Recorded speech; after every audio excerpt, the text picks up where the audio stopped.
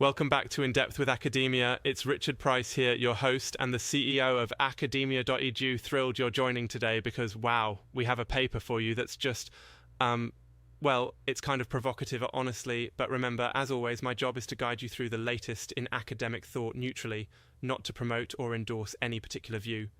So, today we're diving into The Machiavellian Evolution of Marketing Thought by Hadrian Stone. What a title, right? The subtitle's even longer. Comparative Framework. Analysing Kotler, Ries, Trout, Godin, Greene and Stone. So, we have a lot to chew on. Let's start with the core question. What's the problem? Is marketing about honest persuasion? Or is it shifting, maybe even mutating into something more like behavioural orchestration, even, covert manipulation? That's a big question, right? Particularly now, when so much of our world is shaped by algorithms and behavioural data. Stone suggests that if we look closely at the most influential thinkers, Philip Kotler, Al Ries, Jack Trout, Seth Godin, Robert Greene, and then Stone himself, we can detect a progression. Marketing has moved from persuasive communication to a sort of strategic power play. And by Machiavellian, Stone basically means using whatever tactics work, not evil exactly, but really pragmatic, even coldly strategic. Why does this matter for you as a listener? Well, if you're a marketer, business owner, or just someone trying to understand why you see the ads you do, Stone's analysis could shape how you think about what's really happening behind the scenes. According to Stone, influencing people now goes way beyond catchy slogans.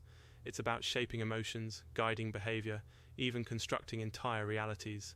Heavy stuff. But hey, let's just explore it together, without assuming he's got the last word. Stone lays this out by dissecting the intellectual lineage of marketing, highlighting 6 figures he sees as critical. Kotler, for example, he's the system builder. If you've read Marketing Management, you know Kotler transformed marketing into a managerial science, organizing consumer needs, segmenting them, making it all systematic. But, Stone argues, even Kotler's quantitative rigor is, at its heart, about controlling perception and buying habits. Then, Stone shifts to Ries and Trout. These guys reframe the battlefield as perception, not product. Marketing is a battle for the mind, they say. For them, it's not enough to have a good product. You need to cement an idea in people's heads before anyone else does. Sound familiar? It's a forerunner of what you see with brands vying for prime mental real estate in crowded media landscapes. Godin's next. He's the tribal guy. Permission marketing. This was a big deal in the early days of email and social media. Godin says, forget traditional persuasion, invite people into a tribe, foster belonging, then nurture that relationship. So in a sense, control gets softer, but ironically, maybe even stronger, because when people feel like they belong, they sometimes give you more leeway to influence them than if you're just shouting ads in their faces. Robert Greene, though, he brings in the darker stuff. Laws of Power. Art of Seduction. Not exactly light reading, but Stone argues Greene gives us the intellectual permission to talk openly about power and manipulation, stripping away the euphemisms of value creation. He really points out that the true mechanics of influence aren't always so innocent. Finally, we arrive at Stone's own theory. He calls this the Machiavellian marketing framework. At this point in the paper, Stone's not mincing words. Marketing, he says, is the strategic architecture of attention and behavior. The 23 laws he sets out are about mastering the flows of perception and data so you can, shape outcomes.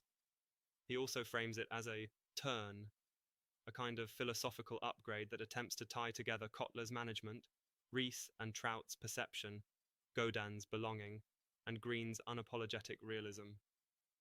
His methods, by the way, are interpretive rather than empirical, so there's no new experimental data here. Instead, he's pulling together different writings, digging into the metaphors, assumptions, language they use, and showing how he thinks they converge on this new Machiavellian synthesis. And look, quick digression, sometimes when I read papers like this, I get distracted thinking about how many of these frameworks would totally change if people still relied on billboards more than TikTok. Does the Machiavellian model still apply if, say, you only had to deal with 3 newspapers and 1 radio station? But anyway, just a random thought.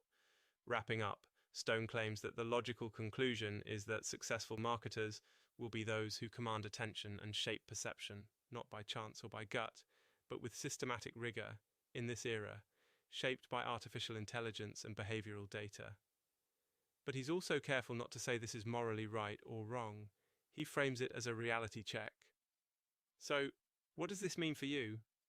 Whether you buy Stone's Machiavellian premise or you see it as a provocative exaggeration, it's a reminder that academic research offers lenses, not final truths.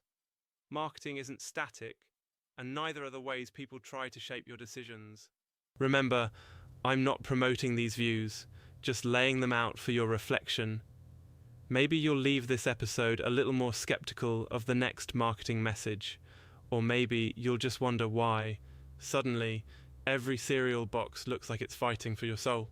Either way, thanks for listening to In Depth with Academia. See you next time.